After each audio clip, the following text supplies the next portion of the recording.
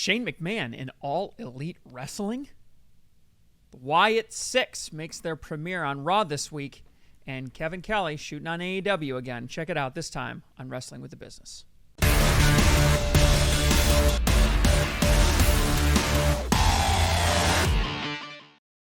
Ladies and gentlemen, boys and girls, children of all ages, we are back here on Wrestling with the Business. Brand new episode 61 this week.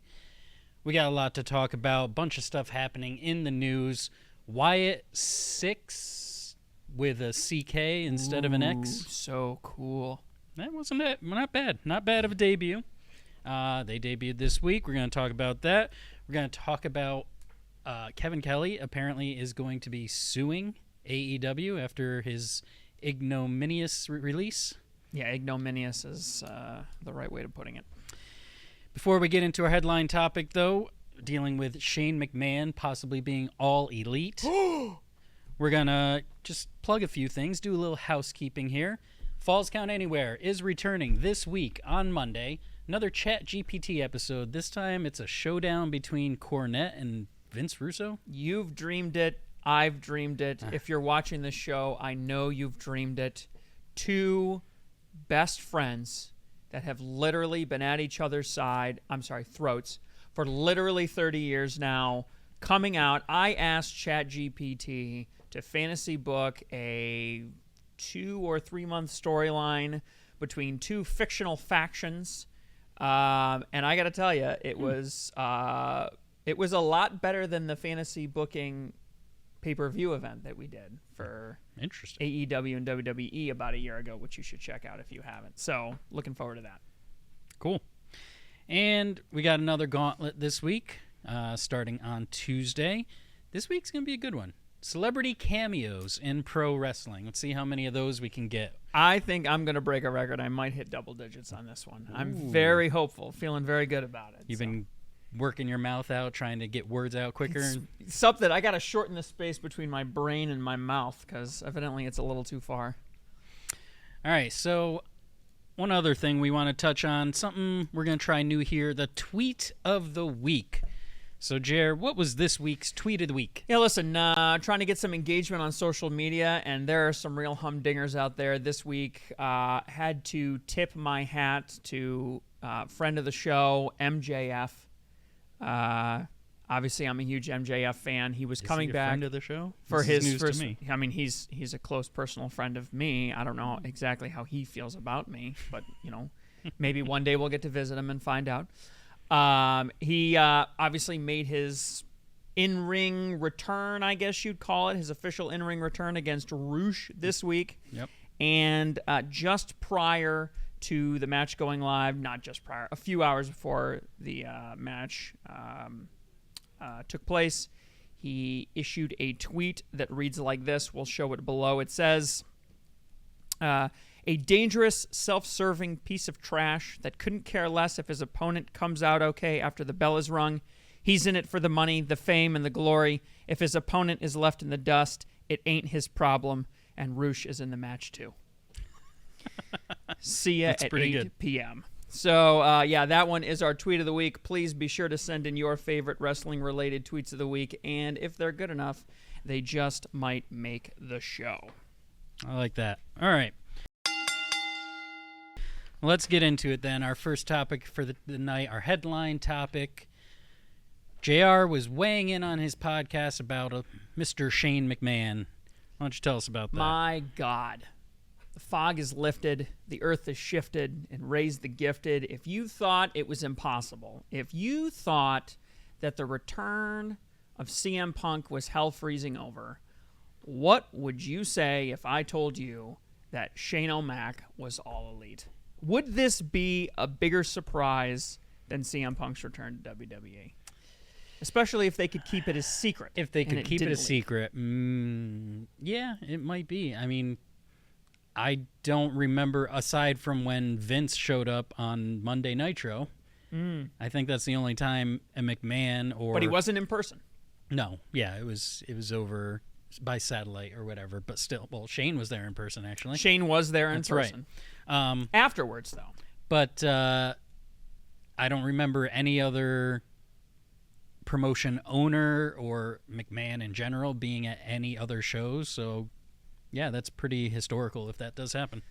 Well, Jim Ross was sort of flapping his gums, chin wagging. I mean, he really was. It sounded like he was literally just like popping off, like not really. I think saying it was like anything. a question and answer episode or something. Yeah, fans and were asking questions. He was just kind of riffing, is what it kind of sounded like.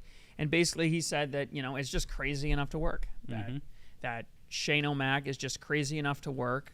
That it I guess was a possibility in AEW, that it's something that could happen.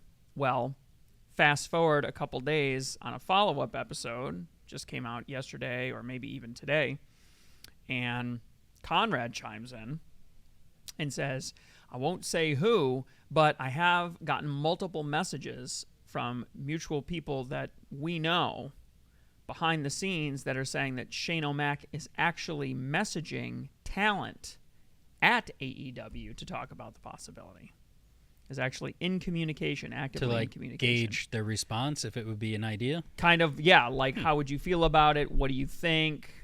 Does it make sense? Does it not? I mean, obviously, the details of the messages aren't public, but I would imagine, I mean, if I was Shane O'Mac, and I was going to, if I had already decided I was going to piss on my dad's legacy by premiering at another wrestling promotion that my dad didn't own, if I was already going to do that, and if I had sort of, if I wanted to do that, then the next biggest thing would be I wouldn't want to go in there and just, ruin everything for everybody. I'd want to make sure. And I think there's probably enough people that he's worked with.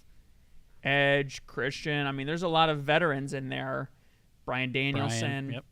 There's a lot of, legends, frankly, that are in the company right now that are actively working. I mean, it makes a lot of sense to me that he would just want to maybe feel it out. You know what I'm saying? Right. Because I'm sure TK's on board. I mean, I can't imagine TK saying no. Couple things. I'd be okay with it as long as he didn't have much to do with booking. Like, I don't want to see an AEW Underground. I don't want to see him booking himself to win a battle royal for a championship or something like that. If he's just, a manager, an on-air talent, the new GM of Collision or whatever. Yeah, what would be the right role? I mean, he's what, 50-something now? 55, 54? He's older than Edge. Like that. I mean, now that Sting's gone, he'd be the oldest wrestling talent if he chose to wrestle. Now, he did come back at WrestleMania 39 for the botch heard round the world, where he imitated his father by getting immediately injured upon basically entering the ring and meeting Snoop Dogg. Wait a minute. Was that a celebrity that premiered on wrestling? There's one right there. Had to be saved by Snoop Dogg at WrestleMania 39, so Lord knows how well a wrestling match with him would go. But if he chose to wrestle, I mean, he's got to be the oldest now that Sting is gone, if not one of the oldest. I would expect he would probably end up hurting himself. I mean, what would be the right role for a guy like that? I mean, I can't even see it. He's too big to be a manager. Just being some sort of on-air authority figure, acting like he has the power but doesn't actually have power backstage. You know what I mean? Yeah, he's just an on-air authority figure. This thing that AEW is doing right now is it's kind of giving you half of what you want, and I'm talking about the elite being in control. It's like every time they say something that stirs the pot, someone has to chime in and go, well, Tony Khan has to approve that yet. Christopher Danielson and Tony Khan have to approve that before it's official. Yeah. And it really kind of rips the rug out from underneath it. It's like, that whole storyline pulls you out of kayfabe. Yeah. Tony Khan came back way too soon, and he's being shown and talked about way too much for that storyline to make sense. He needs to just, as far as TV is concerned, he needs to be gone. Yeah. And I think, so it would be nice to have somebody that maybe came in, took over, maybe even actually had at least the booking authority on air to do that. Right. But I don't think wrestling's the right fit for him, and I don't think he could be a manager. He's just not, he's too big for it. He's too big for that, in my opinion. You mentioned earlier pissing on his father's legacy. What if the opposite is true? What if this is a way to bring Vince in to AEW? Oh, man.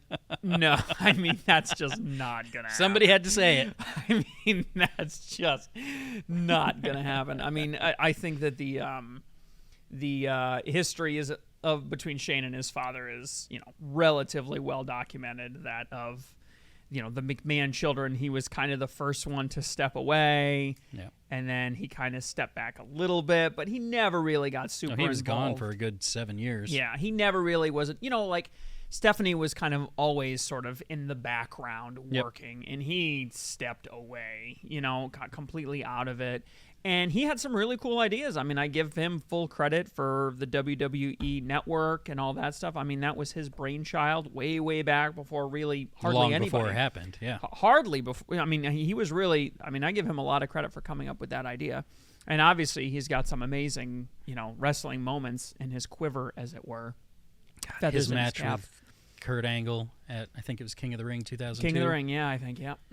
I hate hardcore matches, but man, you can't help but be like, holy shit, he finished that match in the shape he was in. Oof. And the number of times that's his thing, right? That's become his thing, as he does something crazy in every match. So he's a walking car crash. I give him a lot of credit for doing it in a tasteful and believable way and really putting his body on the line like that. Few guys in the business do that, which again is one of the reasons why he's kind of too big to do like a Don Callis thing, or something like that. So quick answer. Do you want to see this happen, yes or no? Yeah, 100%.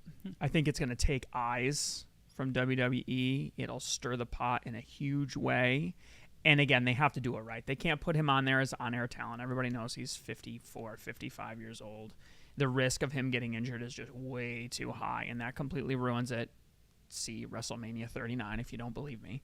And so they have to do it in the right way. I think some kind of authority figure behind the scenes would be the right way to do it. Do it right, have him be mysterious at first, not revealed, and then do a really big reveal, plan it all right, and it could be really cool.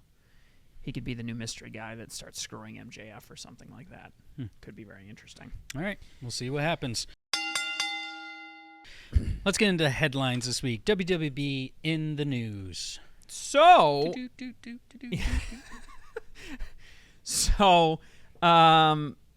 NXT TNA crossovers are continuing. We had a couple of big sort of premieres or debuts, I guess you'd call them, this week. Frankie Kazarian and Joe Hendry, who, I believe in Joe Hendry. I don't know about you. Show up in the Championship Battle Royale. Did you see Joe Hendry's promo? No, I missed it. It was good. It was a couple of minutes right on the ramp there coming out. I was impressed, and maybe this is just me thinking so little of the WWE crowd, but they were singing his song.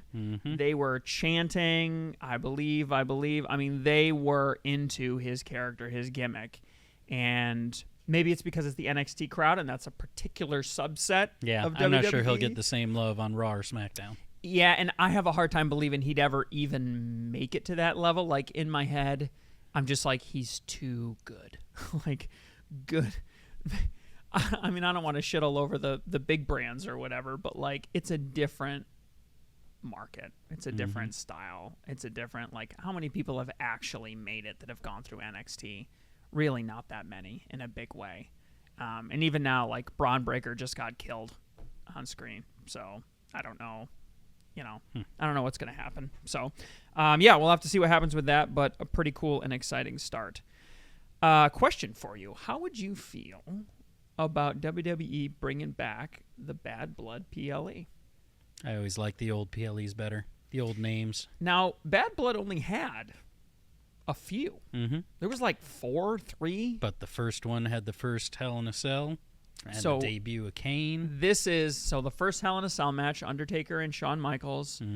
The premiere, debut, whatever, of Kane, obviously legendary. This year, 10/5 falls on a Saturday.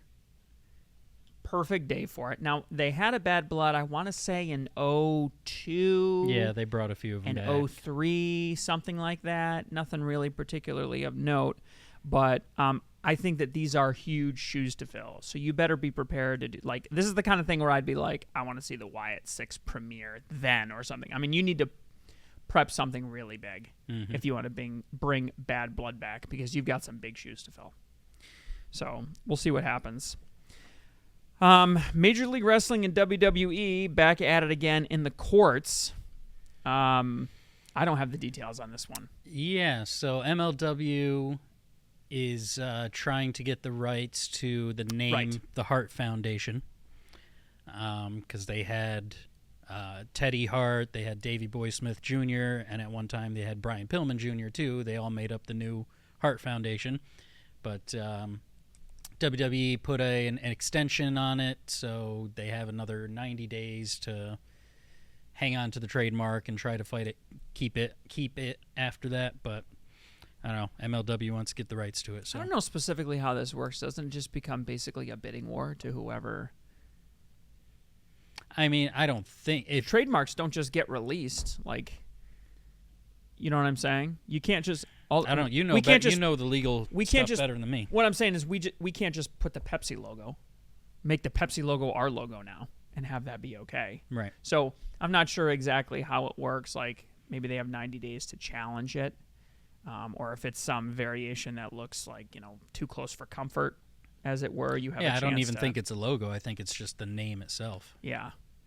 Yeah. And none of those wrestlers, I think, are obviously Brian Pillman Jr. is in NXT now, but the other two guys, I don't think they've been in MLW since 2020 or so. Honestly, I think it'd just be for referencing previous stuff. Yeah, I don't know why you would even this doesn't seem like something that's valuable enough to fight for. Unless they're trying to bring the group back, I don't know. Yeah, Teddy Hart's got to get out of prison, stay out of prison long enough to do anything though. But that's another story. Occupational hazard. Let's stay in the news. So WWE continuing to step follow Triple H's plan of global domination and global hegemony, looking to create a partnership in Puerto Rico and Mexico, WWE Lucha, maybe. Do you know which? Is it AAA? Is it... Nothing is definite yet. They said it could be AAA, could be CMLL, could be IWA. There's several different promotions they could work with. AAA would be kind of cool. Way back when he was still growing NXT, that's what he always... The two he always said was NXT Japan and NXT Mexico. So this has been in his brain for a long time. Oh, yes, for a long, long time. And supposedly there's still supposed to be an NXT Europe, but that's kind of stalled, I think. He's making significant inroads in both Mexico and Japan now, so we'll have to see what comes of it. Partnership's definitely a way to get your foot in the door. I mean, if they get with either of the two big companies, AAA or CMLL, that's going to put a huge damper on AEW's bookings. We'll see. I mean, only time will tell. There's plenty of talent. I mean, there's plenty of talent down there. I think there's so much talent to go around. There's no way that WWE, in some kind of a talent exchange arrangement, there's no way that they're going to get bitten by it. Eventually, people are going to have to make a choice. Like, all the problems that you have in the United States as far as talent relations and what are just going to spread to the other countries. Because WWE is going to go, you're going to have exclusivity with us, and AEW is going to go work with who you want to work with. And then the talent will get to decide what they want to do. Yeah. But I don't know how much money they're actually throwing around. WWE, I'm talking about. AJ Styles, speaking of talent exchange, AJ Styles is set to face Mario Fuji at Pro Wrestling Noah's Budokan. Did I say that right? Yes. Budokan? Oh, my gosh. Yes. Look at you. Oh, becoming international. Mario Fuji at Noah's Budokan event in July. So, obviously, AJ Styles, big following in Japan, spent a lot of time over there. He actually didn't. He was only in Japan for like 2 years tops. I've seen so many good matches of him over there, though. Killed it. He had some barn burners over there. Really lit it up, and I'm sure he still has 1 million fans over there. Oh, yeah, absolutely. Again, this is just what we're talking about. More WWE sort of inserting itself in the market. We mentioned it last week. Io Sky is going to be wrestling in Marigold, the new women's promotion. By the way, I saw today, this is not on our list, but Marigold is announcing that after Io Sky got announced, they sold 600 tickets like that. Wow. On top of what was already there. Impressive. So, again, it's working. Like Io Sky, yeah, okay, she held the belt for a half minute, but she's not by any means a big talent, and yet she's drawing tickets. Well, so she's still big in Japan, too. All ships rise with the tide, as it were. But we'll have to see what AJ Styles does for the ticket sales as well. And against a guy like Marufuji, too, has had a long storied career in Japan. He showed up in AEW a few times too. This steps more on AEW's toes, I think, with the whole Forbidden Door thing, especially this time of year on the eve of Forbidden Door, basically. Yep. This steps on toes a little bit more. Want to get your opinion on this. Tacky or not tacky?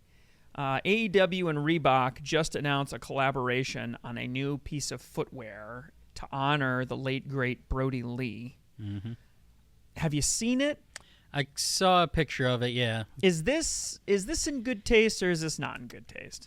As long as his family has been, gave the okay for it and they're okay with the design and everything, as long as they're good with it, then I don't see a problem with it. It's almost more like Dark Order themed. Oh, I mean, he was the leader of the Dark Order, yeah. Yeah, but point. I mean, I don't know. I mean, it's got, I think it says Brody on it, and it's a little purple and black. I mean, they do look pretty cool. I kind of like them. I'd wear them. I think I'd like those cool. better than the Young Bucks Reeboks that are out now. Yeah, that's true. Yeah. It's an interesting angle that they're taking. I wonder if they could actually build on it with real talent. I mean, I would buy a pair of MJFs, like, tomorrow if they did an MJF shoe. The Burberry or whatever. I think that'd be so cool. But yeah, they need to do the right collab with that. And I don't know why. I mean, I kind of understand the Jacksons, but I don't really understand why they're doing this with Brody Lee. I guess it's a little out there. I mean, like, tell me the story, I guess. Like, if Brody Lee's family is struggling financially and you want to do, like, say, like, hey, we're doing this, or like, even to keep his memory alive or whatever. And even something simple, like his favorite shoe was Reebok, and now this is a tribute or whatever. Yeah. I don't know. Or make it limited and only sell a couple thousand pairs or something. I don't know. That's probably they'll do that anyway. It doesn't make a lot of sense to me. I don't know if you know this. Sami Zayn's a comedian, apparently. And not just with his wrestling moves in the ring. So in Toronto, at Money in the Bank, they're announcing at a local comedy club, Sami Zayn is going to be doing an act. He's apparently. actually performing. That's my understanding. I mean, I haven't heard anything to the contrary. Everyone, I mean, a lot of these guys are getting to the point now where they're getting older and they got to start thinking, what am I going to do after wrestling? I guess this is him trying to figure something out. I cannot wait to see the videos that pop up. Although it could be like the one Dead Man show, they make you hand your phone in. Oh, yeah. They might do that. I hope they don't, because I have a really hard time. He doesn't do comedy, though. I have a Undertaker. No, but I would assume for a comedy show they would let you tape whatever. No, a lot of comedy clubs will tell you. Like, really? Yeah, even the most casual ones that I've gone to will be like, we see your phone out, we're going to ask you to leave. Wow. And some places, like, if it's big time, if you're like in downtown LA, downtown New York, where like Dave Chappelle might show up and do bits, or Kevin Hart, or some huge guy might just stop in for no reason, they will take your phone. That I understand, because they're generally making a special, or making some testing material is what they're doing. Right. But so, the reason small like that, the only reason why I bring it up is because they do it at the Undertaker shows. They tell you no cell phones. So it might be a WWE type thing, because they don't want any material leaking. Maybe. Or an opportunity to test some new concepts. Okay, last but certainly not least, big return this week at Against All Odds, TNA Against All Odds. Jeff Hardy made his great return to the ring after his brother... I think it was literally the day after his contract ended with AEW. Yes. His brother, I think, took the loss at Against All Odds, and Jeff Hardy makes his premiere. Did you see it? I saw a video of it, yes. Okay. I just read a review on it. It sounded kind of disjointed and strange. It he didn't get a great pop out of it. I don't know that he would have. He looked okay.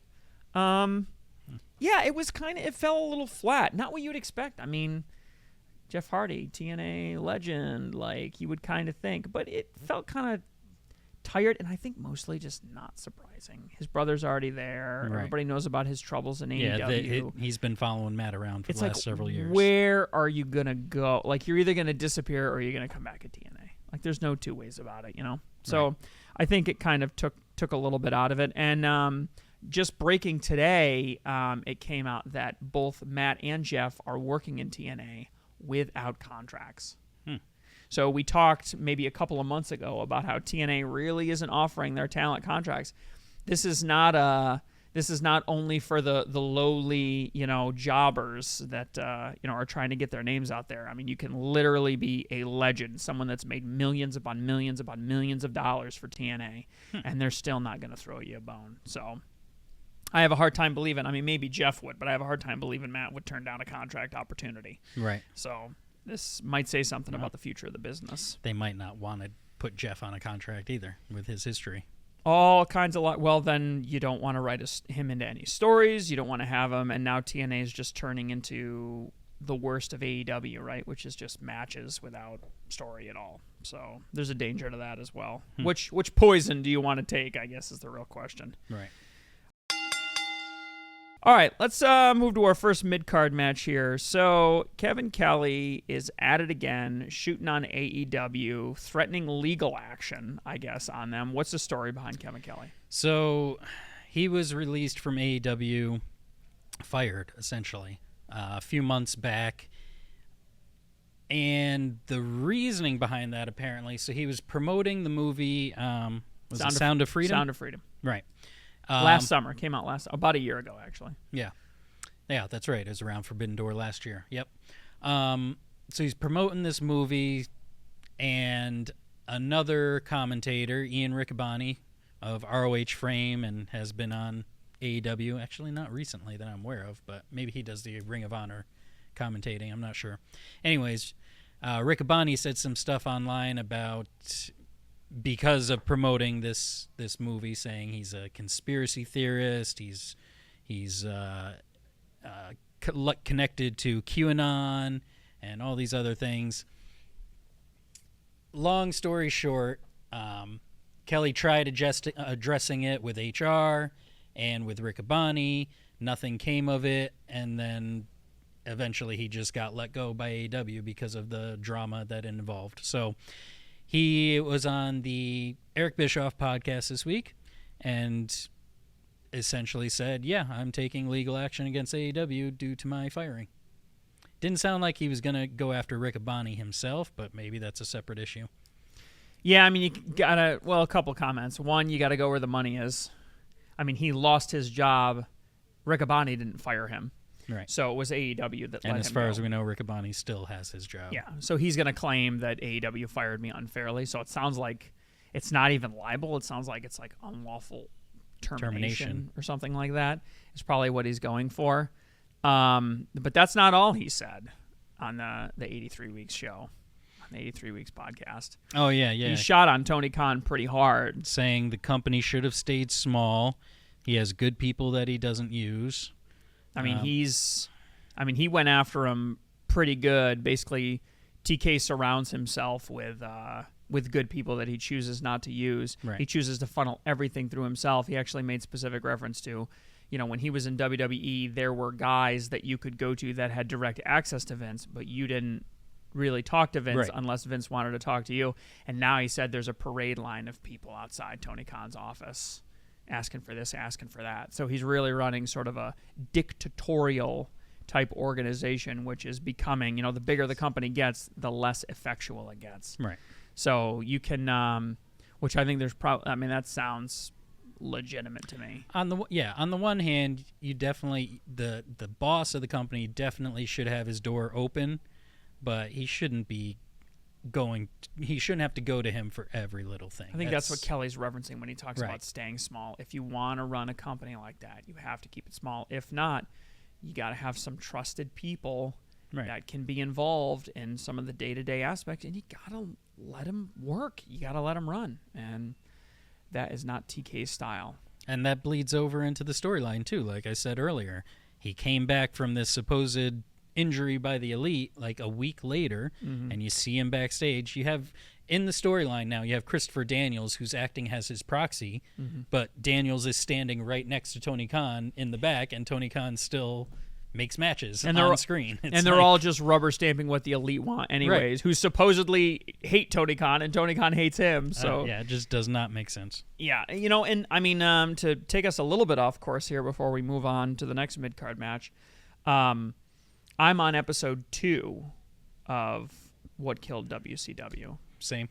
And they talked extensively in that episode about how adding Thunder and the PLEs and the extra Pay-per-views, not PLEs. Sorry, pay-per-views. Get it right. The extra, sorry, I got to turn my brain to 2000. Adding all that extra content, 10 hours a week or whatever, on top of everything else that they were doing and trying to stay on top on Monday night and whatnot, it literally just became like drinking from a fire hose, and the quality of it really started to suffer. And I think that's because a lot of it got funneled through Eric Bischoff. I mean, he was the guy that did everything. And now we see a similar situation. I think it's very interesting that Bischoff didn't raise his hand and go, yeah, that's pretty much the same thing that happened to me in WCW. And right. I ended up getting shit canned for it because the quality went in the toilet. So, yeah, everybody always talks about drawing these links between WCW and AEW. Well, there's one that I think might be legitimate. Yeah. So. All right. Second mid-card match of the night. Past weekend, we did our predictions last week. Clash at the Castle, Scotland. We thought, we said it last week. This show looks like a disaster. Now the show has passed. How do you think it went? Was it as bad as we were saying? I don't think it was a disaster, but I do think it was an abomination. Okay. So not quite a disaster, but it was still an abomination. I mean, they made some very interesting choices. But overall, it was just mostly really boring. Yeah. It was not a particularly good show. The matches were way too freaking long. So really quick. Well, yeah, I'm looking at the matches now. So the 3 men's matches were all over 20 minutes, and the 2 women's matches were under 15 minutes. Yeah, each. I mean, again, what's the... And wasn't... Yeah, it was the tag titles. So, and it wasn't a 3-way tag team? It was a 3-way, yep. 3-way tag title match, and Alba Fire and Isla Dawn won the belts from Belair and Cargill, which I guess Jade Cargill had a little slip-up. There were a couple slip-ups on the ropes, I guess, throughout the night for some reason, but people are starting to criticize her, saying she came up too soon, she's not well-trained, blah, blah, blah. But yeah, well, no, there was a I'm trying to think. There was a rope controversy over it. It had something to do with the ropes that they were using because they were in Scotland, and that they don't think it's going to happen again. That was kind of like a one-off, whatever thing. So really quick, the other matches: Cody Rhodes beat AJ Styles. AJ said, "I quit." Sami Zayn defeated Chad Gable. Bayley defeated Piper Niven. Damian Priest defeated Drew McIntyre because of CM Punk interference, if you can even call it that. I mean, okay, hang on. Is it a run-in? It's a run-in. It's a ref-in. A ref-in. What? Can we just take a minute on this? What the fuck is going on, Matt? They do a ref bump. And then anyone can put on a ref shirt. And now all of a sudden, they didn't even show Triple H with a sword, I dub the referee. Yeah, knighting CM Punk to make him run. How does this work? You just put on a striped shirt, and now all of a sudden you have all the authority? Yeah. We need to get Steve over there then. We need to fly Steve into whatever the next PLE is, and we need to make our dream become a reality. Because this is totally ridiculous. It needed a little more. To have me. It felt contrived. It felt, are they trying to make CM Punk a heel? Because that's the only city in which you can get away with that. Yep. And they'll hate you for it because they wanted him to win the title. Yeah, they wanted McIntyre to win. They wanted McIntyre to win. And we said if any of the belts were going to change hands, it was going to be that one, not the tag match. But well, that's because, and in our defense a little bit, because we were going back and forth. In our defense, my defense primarily a little bit here. We had no idea that, was it Alba Fire's mom? passed away. Triple H specifically said in the press conference after that had nothing to do with their decision. So apparently that was always planned. Fine. He was going to say that no matter what. I don't know what the plan was, but fine. But let's assume that that didn't happen for a second. Let's pretend for a second that didn't happen. The reason why we thought that it might go the McIntyre way, because one, it's a long time coming. I mean, this has been going on probably even longer than Cody Rhodes, his year-long escapade to the championship. And we thought that they weren't doing shit with Priest, and that the title was getting weaker and weaker and weaker every week, that he wasn't having good matches, he wasn't having to defend it, he wasn't involved in interesting storylines, he wasn't cutting wicked promos. I mean, say what you want about Seth Rollins, and the way that he held the title. He was out there every week cutting a promo, staying relevant. Priest just kind of walks around with the belt. Right. And when it comes to Judgment Day, are they talking about the champion? No. They're talking about Liv and Dom. They're talking about Liv and Dom. Like, it just doesn't make any sense at all. So, logically, if you want to keep the championship where it belongs, then that's what you're going to do. You're going to move that belt. But for whatever reason, they decided. And that was the main event of the night, too. So, again, if they were going to change hands, that would be the time to do it. Yeah, again, it made the champ. Now, this is where we are now. CM Punk and Drew McIntyre's personal feud is now more important than the World Heavyweight Championship. Yeah. Like, it's just ridiculous. Okay, real quick. Is that better or worse than what they're doing to Swerve in AEW? Is Priest... No, Swerve is out there cutting promos every week, if not wrestling, and they're making this match now coming up with Ospreay and they're much more important. Yeah, they're pushing. So, and then we were talking shit about that. Like, they're slapping Swerve in the face with the way they're treating him. This is even worse than that. You mentioned that. Ospreay even said in his promo this week on Dynamite that his match against Swerve at Forbidden Door is Swerve's first main event title defense. And it's because Ospreay's in the match. Now, Will Ospreay's been watching wrestling with the business. Love to hear it. Big fan, Will. Keep going. Yeah, so Clash at the Castle, I give it like 1.5 out of 5. Like, the matches weren't particularly memorable. They went on way too long. Yeah. None of them had the right ending. It seemed extremely contrived. And the triple threat tag match was the shortest match of the night. That why Sami Zayn gets to keep beating Chad Gable. Now Chad Gable's dead. We'll get to that in the next segment. But yeah, I thought it was junk. 1.5 out of 5 stars. Yeah, I wasn't crazy about it. What's the next one? Money in the Bank? Is that the next pay-per-view? Yeah, Money in the Bank is the next one. Okay, so hopefully that'll be better. I half expected them to roll out with Judy Bagwell on a forklift or something. Do we know where Money in the Bank is happening? Toronto. Oh, okay, so yeah. That's why Sami Zayn's going to be doing his comedy show there. Okay, so should be pretty big then. Yep. All right, let's get into the main event. Pretty interesting debut this week. Yeah, I mean, to say the least, I think that we did see this one coming. Mm-hmm. I don't think that we thought it would come on a Monday night, but it did. It happened. So. Oh yeah, I figured it'd be that rather than PLE. We are nearly. What are we now? 6 weeks short, roughly, of the anniversary of Bray Wyatt's passing. Jeez, it's been a year already. Early August. Wow. Yeah, it was the first week in August, I believe he passed. Jeez. So it's been nearly a year, 11 months or so since Bray Wyatt's passing. And I think WWE decided that it was time. They had been leaking. Teasing it for a while. Yeah, they had been kind of leaking some things here and there about it, but they finally decided. The WyattSicks premiered at the end of Raw. Yep. It was a very interesting 6 minutes of television. Yeah, I thought it was really cool. It was done very well. So as soon as the music hit, the lights turned off, but as soon as that music hit, everybody knew what was going on. The cell phones were out. They had Nikki Cross playing Sister Abigail. Nope. Abby the Witch. Abby the Witch, sorry. Playing Abby the Witch. Come out. You could tell that it was Nikki Cross with the lantern. They had the lantern there for anybody that's stupid and doesn't know what the heck's going on.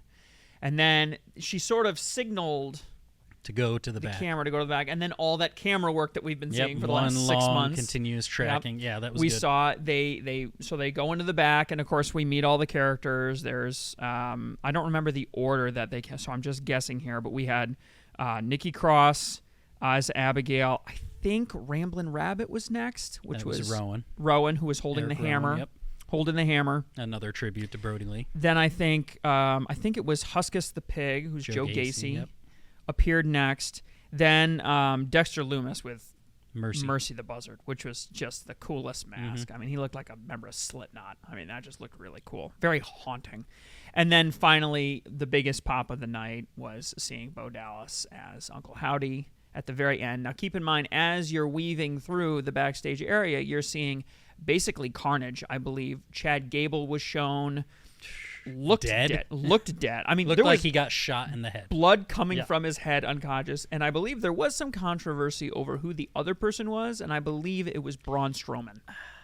See, I think he said he wasn't on there, but I'm not positive about that. There were other wrestlers that were named, and they all said, nope, that wasn't me, that wasn't me. So the reason why I say that is because in a series of tweets, there was a tweet exchange where Big Bronson Reed, who was supposed to have a triple threat match for a Money in the Bank spot. Oh, you're right. Yep. With Gable and Strowman, came out and said, both of my competitors are dead. Come on, Adam Pearce. Do I just get to be in Money in the Bank now? Mm-hmm.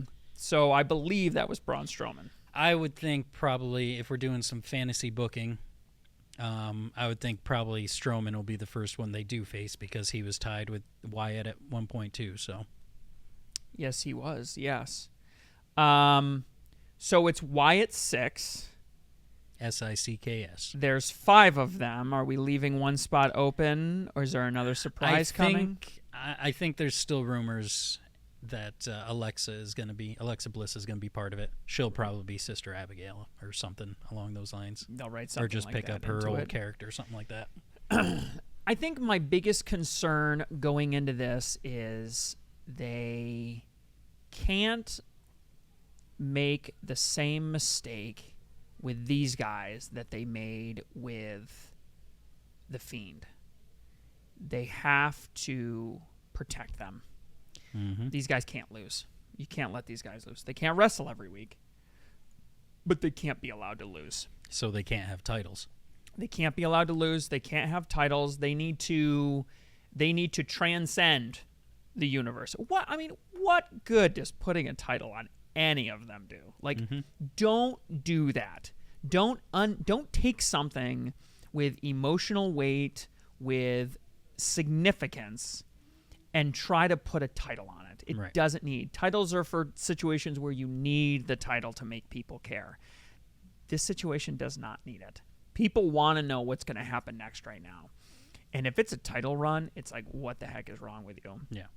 I don't know why, like, Chad Gable was targeted or Braun Strowman or whoever. Like, I'm not sure why that happened, especially when Chad Gable's on a nice little, not run because they won't let the guy fucking win, but they are doing something with him storyline-wise, and now all of a sudden he's dead. Actually, someone went in and changed the Wikipedia page for Chad Gable, and they put that he died on June 17th, 2024. Actually, you click on his name right here. You're on the Wikipedia page for Clash of the Castle. Click on it and see if it still says.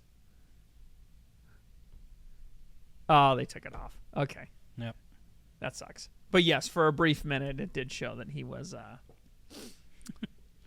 dead. So they went back into Gorilla and everything was trashed. They had sparks flying because everything was destroyed. So seemingly they took out producers and anyone who was nearby working in Gorilla and whatnot. So I assume Gable was just there after having a segment or something. Just a poor victim of bad timing. The WyattSicks. Fantasy book it right now. What's the right thing to do? Is it just chaos? Is it just they just come in and they're just screwing everything up? I think I said it before. They need to have a purpose, which, like I said, does not include a title. They have to have a purpose, like, you know, this company is not needs to be changed. This company is, you know, going down the wrong path. We're here to correct things or make things in our image or something cheesy like that. They need to have just a set purpose, stick to it, don't show up every week, don't wrestle every week. Show up randomly. Yeah. I want to see you in NXT. Sure, why not? Yeah, if they show up on multiple, they're not going to be drafted, they should be above that. None of them were drafted, so that's I don't think so. Maybe Dexter Loomis, although I'm not sure. No, they should just be above that, and they should just go where they need to go at any given time to pursue their agenda. Whatever the agenda, whatever the clear and concise agenda is, the most important thing, the thing that I'm really concerned that they're going to F up, because this is what they've F'd up with every stable that they've ever come up with since probably DX, is they have to give them their own unique personality.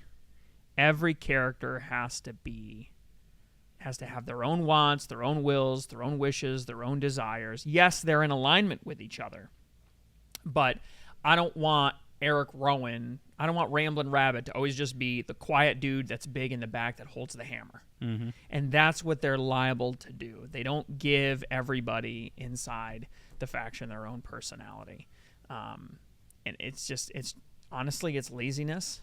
But they don't do a good job of doing that. And so as a result of it, there's very little for you to write with. The reason why they're able to do so much with Judgment Day is because everybody has their own little personality that's associated with who they are. And so you can write, oh, well, what happens when their wants get in conflict with each other? Right. That's interpersonal. But if it just becomes, it's going to become very tired very quickly if there's no clear way for them to communicate. Everybody's going to be really excited when they see Uncle Howdy come out. He's probably going to be the mouthpiece, and that's fine. But we need to meet the other characters too and figure out what it is they're doing through their actions or whatnot that drives it. Because, right. Yeah, I think it's going to get old really quick. Yeah, it was a cool debut. We'll see where they go with it. Yeah, and we'll see how hot. I mean, maybe What if they just let him disappear? What if 2 weeks goes by and we don't see him? They don't do anything. We hear that Chad Gable's in the hospital or whatever, and maybe Big Bronson Reed makes it to the Money in the Bank match just by getting a bye. And I don't think Braun Strowman needs a break. But what if they literally just disappear and we don't see them for a long time? That'd be a good way to sell it. That would be a great way to sell it, yeah. So I think, slow drip, let it run. Maybe they don't premiere. Maybe they don't do anything again until Money in the Bank, and then they affect There's the outcome of the always match this lingering thing in the background, but you never see him. Yeah. A couple of promo videos or something like that. You never quite know when it's going to hit or where they're going to pop QR codes like they've been doing. Or yeah, whatever. something like that. Maybe. Yeah, could be cool. We'll see. Well, gang, there you have it. This week, episode 61. Let us know what you think down below. What did you think of the Wyatt Six? Did they do a good job? Shane O'Mac, what role should he play if he comes into AEW, I should say. God, I'd love to be a fly on the wall of his father's office if that's what happens. Does his father have an office anymore? No, and honestly, I probably wouldn't want to touch whatever's on the walls. They sold that dinosaur skull on eBay for $1. Yeah. I guess I would want to know what Vince McMahon was thinking when he heard that. That might be a better way to say it. And Kevin Kelly, I mean, does he have a leg to stand on? I mean, should he really be going after AEW? Yeah, the whole thing doesn't make a lot of sense. A lot going on this week. So please make sure to check us out